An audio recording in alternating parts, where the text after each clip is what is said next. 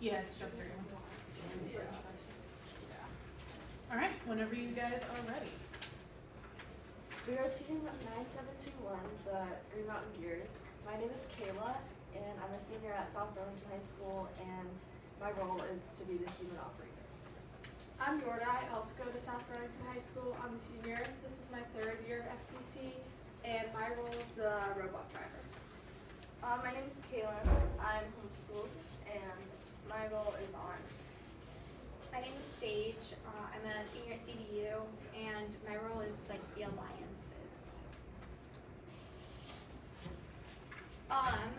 Our team has been together for 5 years. 3 of our older brothers started and founded the team. We are the second generation. We're all returning from last year, so all of us have done this for multiple years.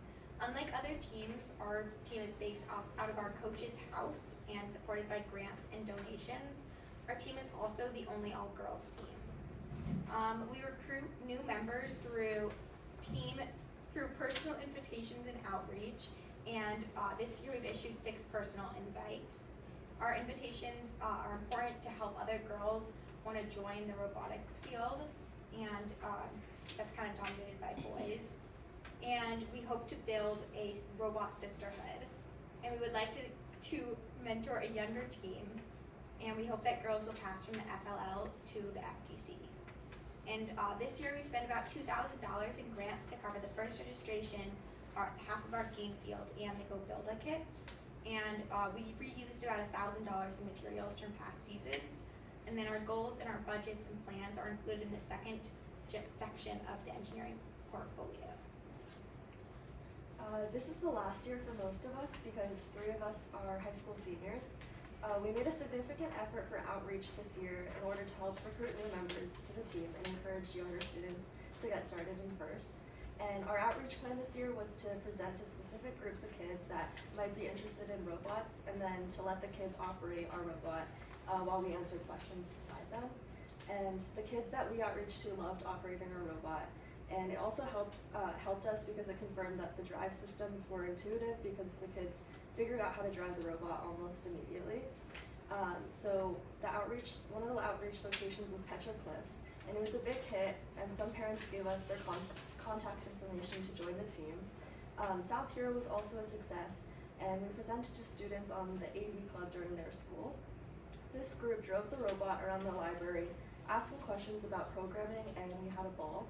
We started a conversation around mentoring an FLL team for them next year, and we identified a potential mentor for the team, April the librarian. And we have some videos to show.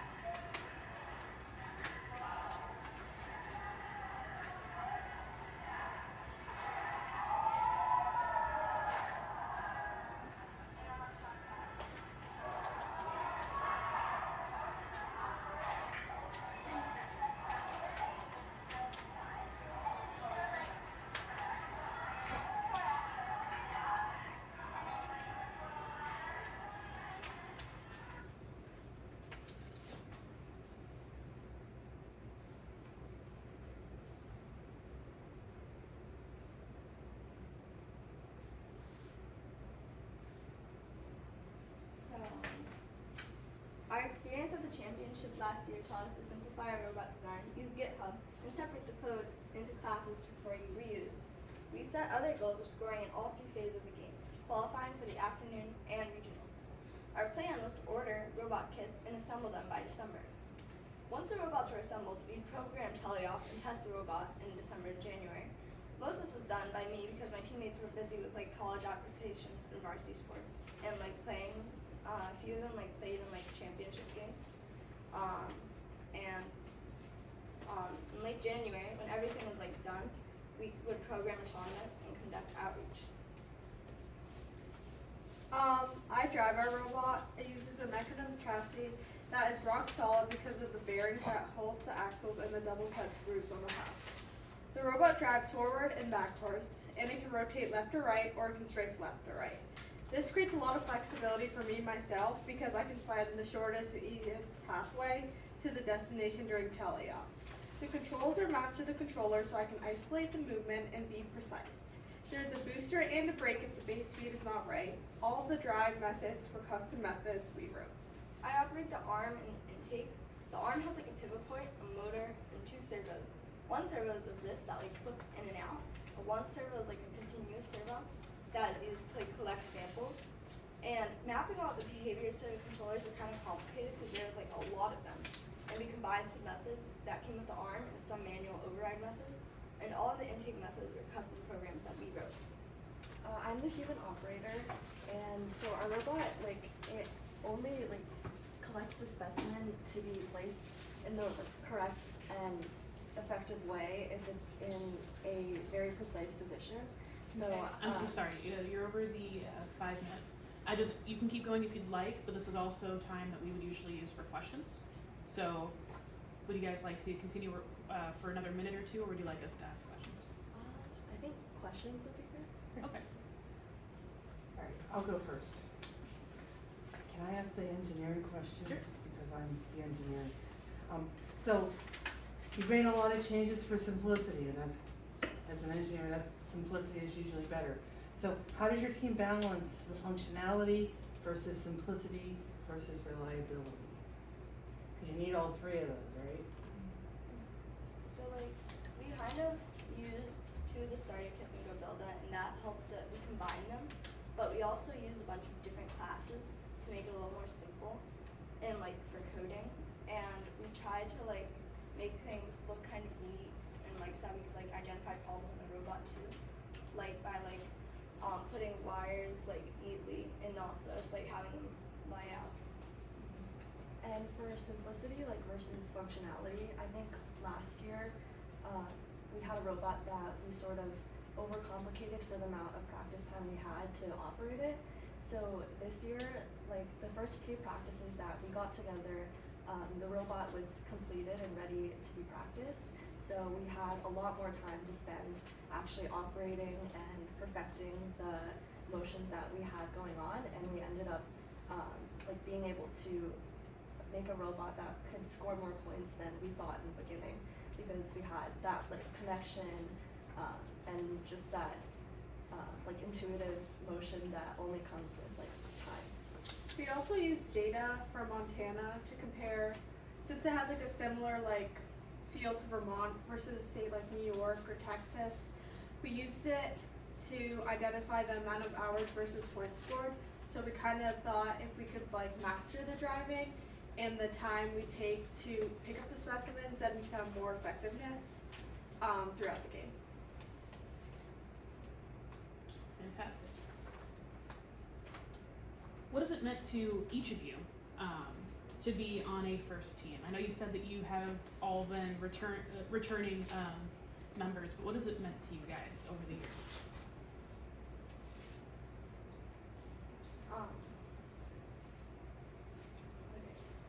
So like it's really cool being on like an all-girls team because like boys can be kind of like just grabby kind of, and being like on a first team is kind of like really cool because like it's not a lot like it, but it's like it uses like robots which most people like don't have access to, but it's also like a fun environment for it. I think for me also, like, it's a really cool opportunity because I think all of us play sports year round. Me and Yorda play 3 sports all year. And usually for like athletes, it's really hard to like be involved in opportunities like this. I know like the team, like battery's not included at our school, like we would not be able to participate because it conflicts directly with practices. So I think it means a lot that we were given this opportunity to be on the first team and be able to sort of enrich ourselves in interdisciplinary interests.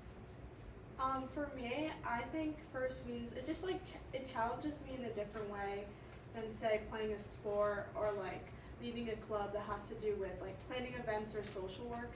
I think it allows me to just like sit down and focus on a problem with other people in an encouraging environment and just see it's like great to see how we all come together to work to fix the problem. So I think it really just challenges like my critical thinking and problem solving skills. Yeah, I just think it's just really cool to be like on a team that has all girls, and I know like at my school, we have 2 teams, but like it's just it would take a lot for me to like feel comfortable to like go up to everyone and like say things, and I think I'd probably be more on the sidelines, and so it's like kind of different to be in a group where like everyone supports each other and is like takes turns doing things, and like kind of we all work together to do our robot and make sure that everything can operate. And we can all kind of do every part of the robot if we need to. How are we doing on time? They've got another 4 minutes. I know you guys said that you focused on simplifying the robot from last year.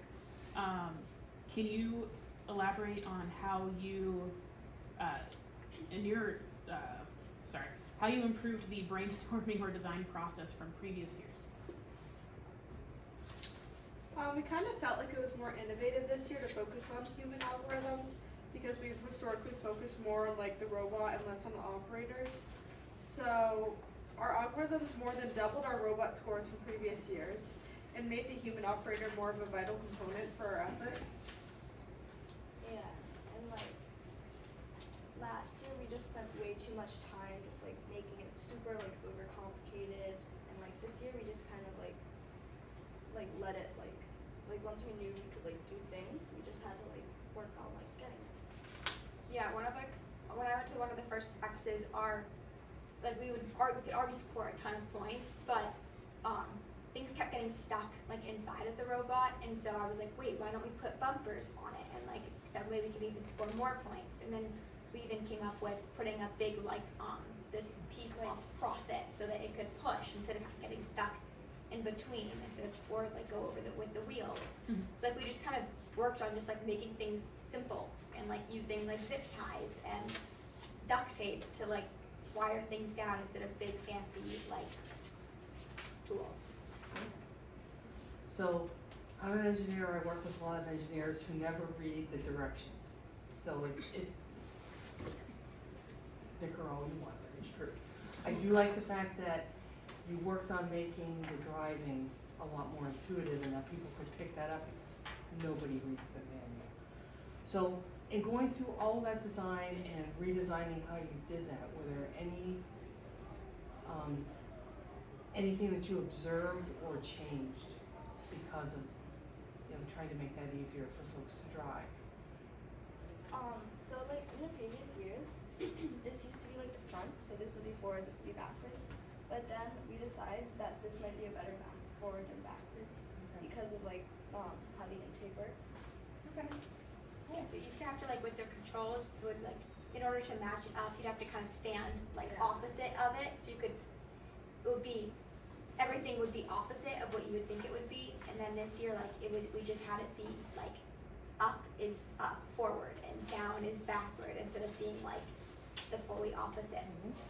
And I think with like making those changes, we optimized the robot's performance because it took less time to get to one specimen and then to the next, so then we had more time to score more points. So I think making those simple changes in like forward, back, left, and right, and especially having a boost, we can optimize the time we have.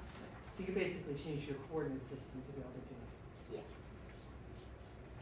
All right, so we have about 45 seconds left. Is there anything that you guys feel that you have not had a chance to talk about that you think is like most important for us to know before you walk away?